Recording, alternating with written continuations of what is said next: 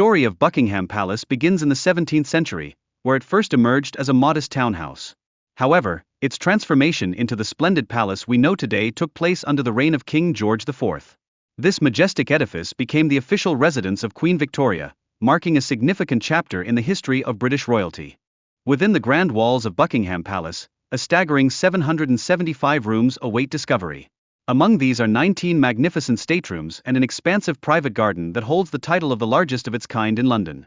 This sprawling garden not only enhances the palace's architectural grandeur but also serves as a vivid representation of the royal lifestyle that thrives within its grounds.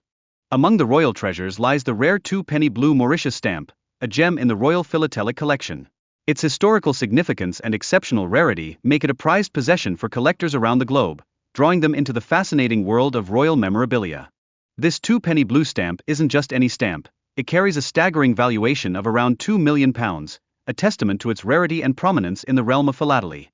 With only 26 surviving specimens, it stands as a beacon of historical importance, captivating the hearts of stamp enthusiasts everywhere. Another remarkable piece of history is the mosaic Faberge egg, crafted in 1914. This exquisite egg was a gift from the Russian Tsar to his beloved wife, showcasing a harmonious blend of artistry and heritage. Adorned with intricate designs, it even holds a miniature family portrait, a stunning tribute to familial bonds.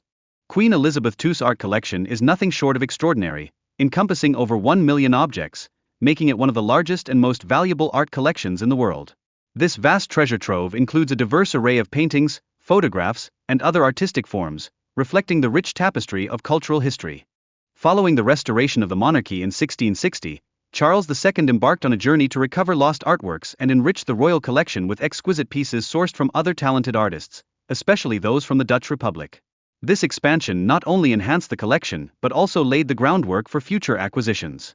In a modern twist, Queen Elizabeth II infused contemporary artworks into the collection, featuring pieces by iconic artists like Andy Warhol and Lucian Freud. Her contribution not only diversified the royal collection but also bridged the gap between tradition and modernity within the art world. Among the symbols of British monarchy, the imperial state crown holds a prominent place. Adorned with precious jewels, it carries immense historical significance, yet the true extent of its worth remains a subject of debate among experts, shrouding it in an air of mystery and intrigue. The wedding dress of Queen Victoria is a masterpiece of intricate craftsmanship, featuring delicate handmade lace trim and cascading orange blossoms, which symbolized fertility. This iconic garment not only captured the spirit of its time but also marked a significant shift in bridal fashion, as it was revolutionary for royal brides to wear white. Victorian tradition blossomed around this choice. The wedding gown, passed down through generations, embodies a crucial element of royal heritage. It serves as a reminder of how fashion possesses the power to influence cultural traditions and societal norms over the years. One cannot overlook Queen Elizabeth II's penchant for handbags, particularly those from the esteemed brand Lunar London. Each bag she chose spoke to her preference for elegance and timeless design, seamlessly integrating into her royal persona. These handbags served not only as fashion statements but also as practical tools of communication for the Queen. Each subtle gesture with her bag conveyed messages to her staff and guests. For instance, placing her bag on a table was a silent indication of her desire to take her leave. But these bags held more than just personal items.